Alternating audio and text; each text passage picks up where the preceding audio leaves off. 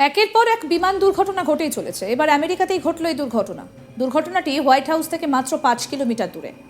এই দুর্ঘটনায় এখনো পর্যন্ত 18 জনের মৃত্যুর খবর পাওয়া গিয়েছে। মৃতের সংখ্যা আরও বাড়ার আশঙ্কা রয়েছে। এই ঘটনায় এবার ক্ষোভ প্রকাশ করেছেন আমেরিকান প্রেসিডেন্ট ডোনাল্ড ট্রাম্প।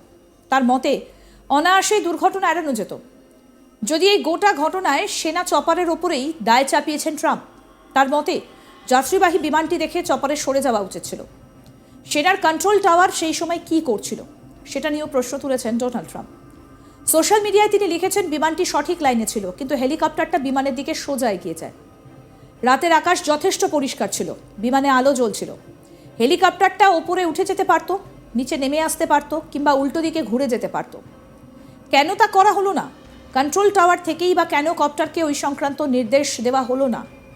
এই দুর্ঘটনাকে ভয়াবহ বিপর্যয় বলে উল্লেখ করেছেন তিনি। যারা উদ্ধার কাজের সঙ্গে জড়িত তাদের প্রশংসাও করেছেন তিনি।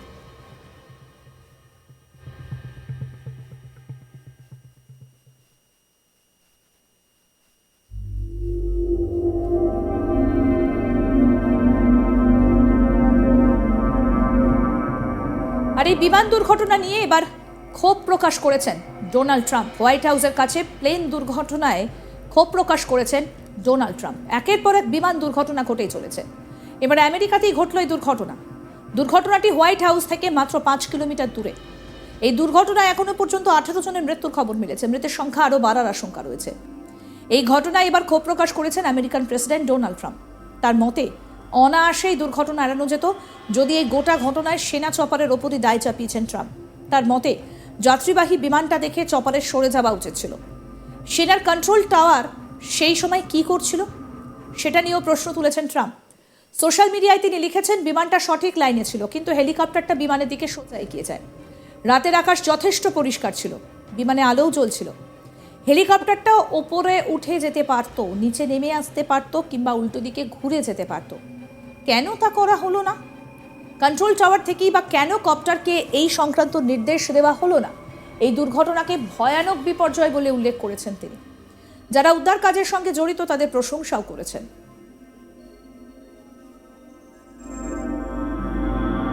Runway 33.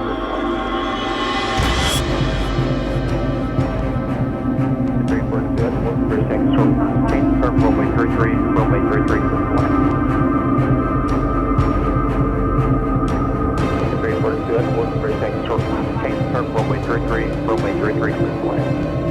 ওয়াশিংটন ডিসির কাছে মাঝ আকাশে যাত্রীবাহী বিমানের সঙ্গে ধাক্কা খায় আমেরিকার একটা সেনা কপ্টার। দুর্ঘটনার সময় বিমানে ছিলেন 60 জন যাত্রী। 60 জনকে নিয়ে বিমানটা পোটোম্যাক নদীতে ভেঙে পড়ে। এই ঘটনায় এখনো পর্যন্ত 18 জনের মৃত্যুর খবর পাওয়া গিয়েছে। তবে মৃতের সংখ্যা আরও বাড়ার আশঙ্কা রয়েছে। জানা গিয়েছে, স্থানীয় সময় বুধবার রোনাল্ড রেগান ন্যাশনাল এয়ারপোর্টের কাছে আমেরিকার এয়ারলাইন্সের ফ্লাইট 5342 সঙ্গে ধাক্কা লাগে সেনাবাহিনীর একটি ব্ল্যাক হক হেলিকপ্টারে। ধাক্কা খেয়ে যাত্রীবাহী বিমানটা পোটোম্যাক নদীতে ভেঙে পড়ে। ঘটনার খবর পেয়ে শুরু হয় উদ্ধার কাজ। মৃত এবং আহতের সংখ্যা আরও বাড়তে পারে বলে আশঙ্কা করা হচ্ছে। বিমানটি ভেঙে পড়ার বেশ কিছু ছবি সোশ্যাল মিডিয়াতে ভাইরাল হয়েছে। এই ঘটনায় শোক প্রকাশ করেছেন আমেরিকান প্রেসিডেন্ট ডোনাল্ড ট্রাম্প। তিনি নিহতদের আত্মার শান্তি কামনা করেছেন। প্রত্যক্ষদর্শীরা জানিয়েছেন, হঠাৎ করে রাতের আকাশে তারা আগুনের গোলার মতো কিছু একটা দেখতে পান। তখন তারা কিছু বুঝে উঠতে পারেননি। হঠাৎ সাইরেন বাজতে শুরু করলে তারা বুঝতে পারেন যে কোনো একটা দুর্ঘটনা ঘটেছে। প্রায় 120 ফুট ওপর দিয়ে প্লেনটা স্পষ্ট দেখা গেছে, কিন্তু হঠাৎই সেখান থেকে আগুনের ফুলকি বেরোতে শুরু করে, তারপর বেঁকে যায়। ভয়াবহ এই ঘটনায় রীতিমতো শোরগোল পড়ে গিয়েছে।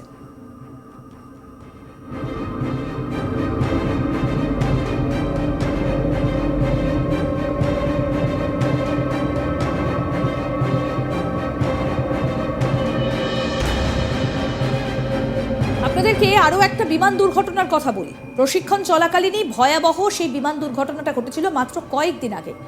আর তাতেই আকাশে উঠতে উঠতে যেন খেলনার মতো করে ভেঙে পড়েছিল বিমানটা।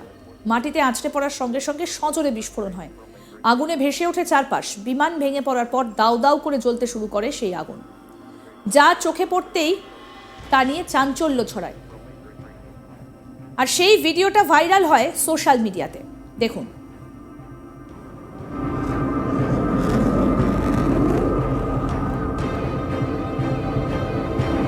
কিভাবে বিমানটা এয়ারবেসে আছড়ে পড়ছে সেই ছবি ধরা পড়েছে। দেখুন। মঙ্গলবার আমেরিকার আলাস্কার এইলসন এয়ারবেসের ওপর ইউএসএ এয়ারফোর্সের মহড়া চলছিল, আর সেই মহড়া চলাকালীনই হঠাৎই ঘটে যায় এই দুর্ঘটনা।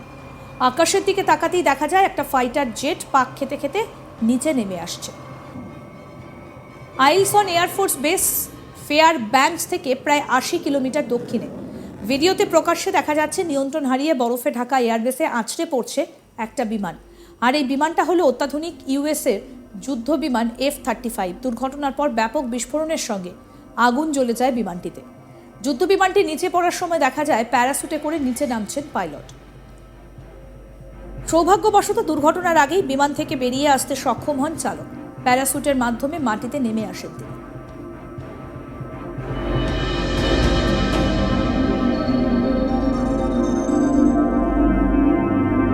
সাংবাদিকদের মুখোমুখি হয়ে ইউএসএ এয়ারফোর্সের ফাইটার উইংয়ের কমান্ডার বলেন, বিমানটি আকাশে ওড়ার পর তাতে বেশ কিছু যান্ত্রিক ত্রুটি ধরা পড়ে। ওই অবস্থায় বিমানটা অবতরণের চেষ্টা করেন পাইলট, তবে পরিস্থিতি নিয়ন্ত্রণের বাইরে চলে যাওয়ায় নিরাপদে বিমান থেকে বেরিয়ে আসতে সক্ষম হন। বিমানটা 1 আসন বিশিষ্ট।